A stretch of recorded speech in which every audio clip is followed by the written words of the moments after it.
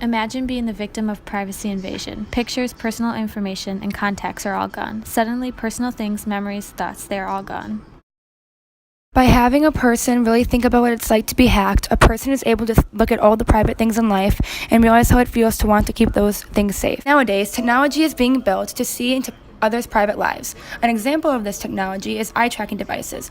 If successful, this new technology will just be one of many ways of privacy invasion. Another form of being hacked is through the internet, which has been an ongoing problem for a while. With the growing concern of the lack of protection against hackers and schemers, many have taken it upon themselves to further stress the issue of doing everything possible to stay safe. There hasn't been enough done to prevent online hacking in an everyday life, and it's time to change that.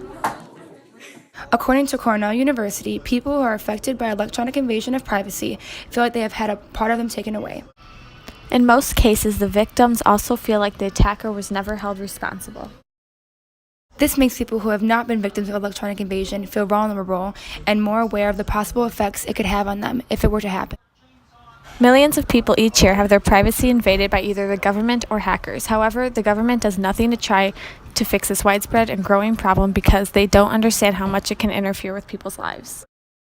According to NPR, we're not unsympathetic to the concern, but we actually believe that if you weaken the communications technology, you leave U.S. users more exposed.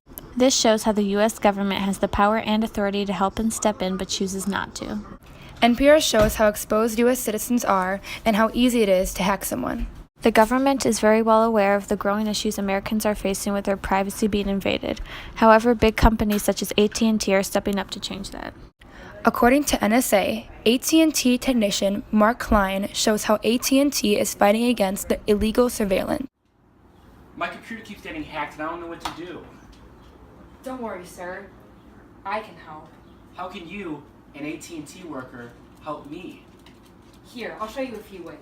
This quote by NSA shows that big companies such as AT&T are trying to find a solution to the problem.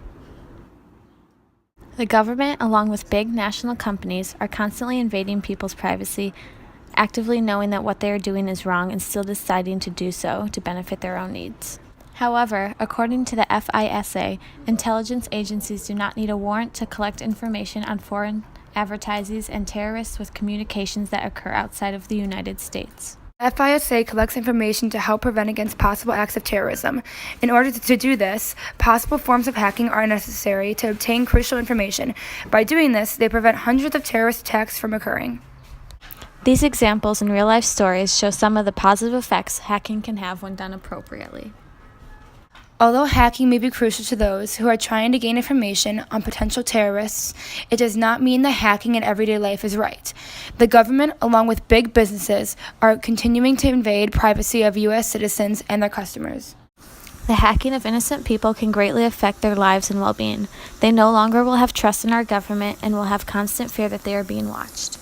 Even though they have the tools and the resources to watch our every move and every internet search, they should not be legally allowed to access our personal information without a good reason of doing so. They are continuously taking advantage of the powerful position that they are in, and we should not let it interfere with our lives. Don't be oblivious to privacy invasion. Get help. It's easy, like going to your local AT&T. One way of preventing this is to research ways to prevent privacy invasion. Another way is to talk to your local technological provider about ways of keeping your devices safe from hackers and viruses. Having your privacy invaded is not a joke, but something that everyone should be concerned about. If everyone chooses to protect themselves against hacking, life will be a safer place.